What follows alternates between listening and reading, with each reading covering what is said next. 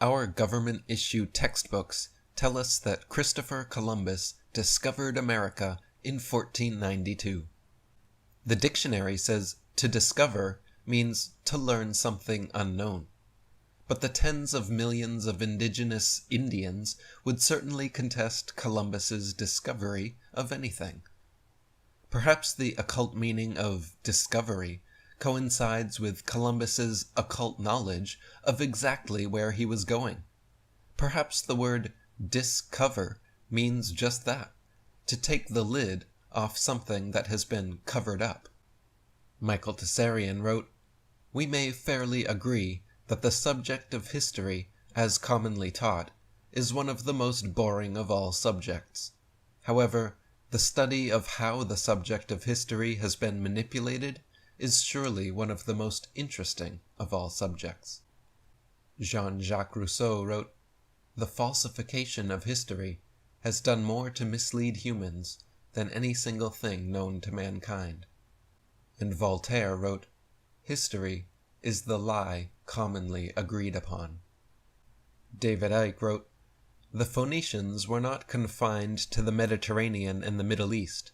They landed in Britain around 3000 BC, and unmistakable Phoenician artifacts have been found in Brazil, as well as possible Egyptian remains in the Grand Canyon in America.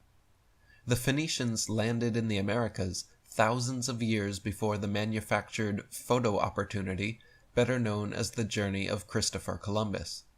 The reason that the native legends of the Americas speak of tall white gods coming from the sea bringing advanced knowledge is because that is precisely what happened, if you forget the gods bit." When critics objected, saying Columbus's mission was impossible, he often countered these objections, saying he, quote, "might discover some very beneficial island or continent about 750 leagues to the west. At this point, the ships would be able to restock on food and supplies and continue on towards Asia. Then, lo and behold, Columbus discovered a very beneficial continent precisely 750 leagues to the west." Alex Christopher wrote, "In the agreements signed on April 17, 1942, the Capitulo, and on April 30th, 1492, the Titulo, the strange fact is that more attention is given to the rulership and jurisdiction of problematical lands that might be discovered en route than to a division of spoils from wealthy Asia. In Scotland's Knights Templar Rosslyn Chapel, there are clear depictions of corn and aloe cactus found on the archways and ceiling. These plants were officially discovered in America and first brought to Europe in the 16th century. How then did the masons building Rosslyn Chapel, completed in 1486, know about these plants at least 6 years before Columbus set sail? David Icke wrote, "The official story that Christopher Columbus discovered the Americas is ludicrous. A few miles from Edinburgh in Scotland today still stands Rosslyn Chapel, that holy grail of the Brotherhood elite. It was built in the shape of a Templar cross by the St. Clair Sinclair family and is a mass of esoteric symbolism. The foundations were laid in 1446, and it was completed in the 1480s. How remarkable, then, that the stonework at Rosslyn includes depictions of sweet corn and cacti, which were only found in America, and Christopher Columbus did not discover that continent until 1492. How could this be? There is, in fact, no mystery. Christopher Columbus was not even nearly the first white person to land in the Americas. The Phoenicians, Norse, Irish, Welsh, Bretons, Basques, and Portuguese all sailed to America before him, and so did Prince Henry Sinclair of Rosslyn, as documented in a rare book by Frederick I, Pole, called Prince Henry Sinclair's Voyage to the New World, 1398. Sinclair made the journey with another Brotherhood bloodline, the Zeno family, one of the most prominent black nobility families in Venice. Sinclair and Antonio Zeno landed in what we call Newfoundland and went ashore in Nova Scotia, New Scotland, in 1398. The Brotherhood had known about the Americas for thousands of years, and Christopher Columbus was used to make the official discovery so that the occupation of the Americas could begin. Columbus's supporters were European royalty and the Templars.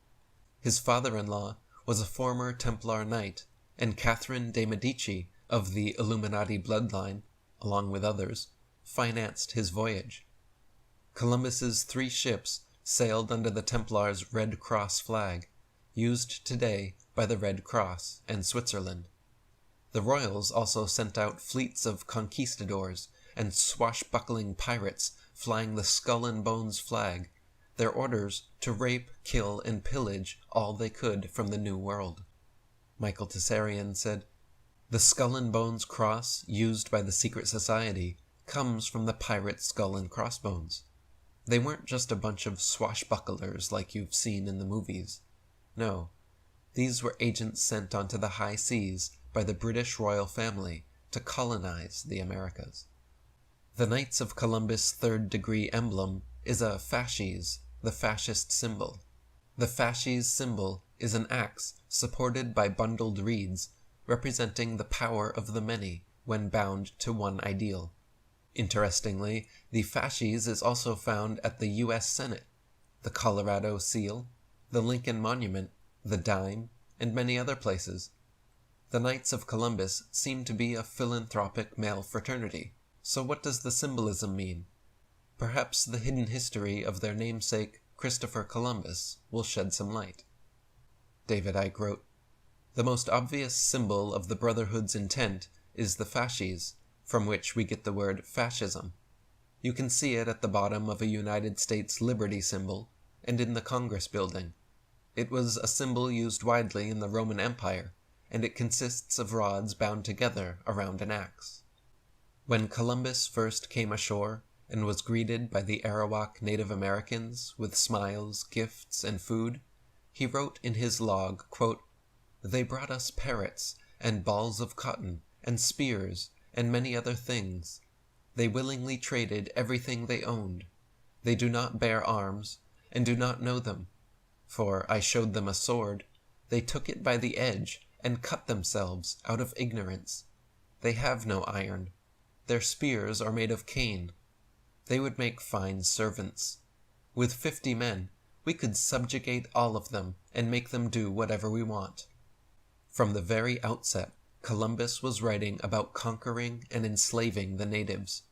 Meanwhile, the Arawaks brought gifts, prepared food, and traded everything they owned. Columbus wrote that the natives, quote, "are so naive and so free with their possessions that no one who has not witnessed them would believe it. When you ask for something they have, they never say no. To the contrary, they offer to share with anyone." He also wrote, quote, "I believe that they would easily be made Christians, because it seemed to me that they had no religion. The European settlers took a free society without possessions, property, currency, hierarchy, or written religion, and replaced it with today's America, the world's shining beacon of selfish materialism, where every square inch of land, water, and airspace is publicly or privately owned, taxed, and governed through a corrupt hierarchical system of laws and regulations, where Mother Nature's gifts are treated as personal possessions to be bought, sold, owned, and defended."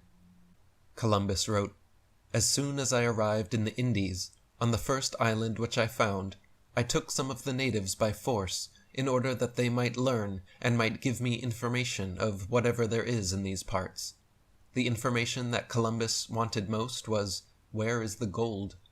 His second expedition was given 17 ships and more than 1,200 men. The aim was clear: slaves and gold. They went from island to island in the Caribbean, taking Indians as captives, roaming the island in gangs, looking for gold, taking women and children as slaves for sex and labor." Helen Ellerby wrote, "It was Columbus's avowed aim to, quote, convert the heathen Indians to our holy faith that warranted the enslaving and exporting of thousands of Native Americans. That such treatment resulted in complete genocide did not matter, as much as that these natives had been given the opportunity of everlasting life through their exposure to Christianity. The same sort of thinking also gave Westerners license to rape women. In his own words, Columbus described how he himself took his pleasure with a native woman after whipping her soundly with a piece of rope.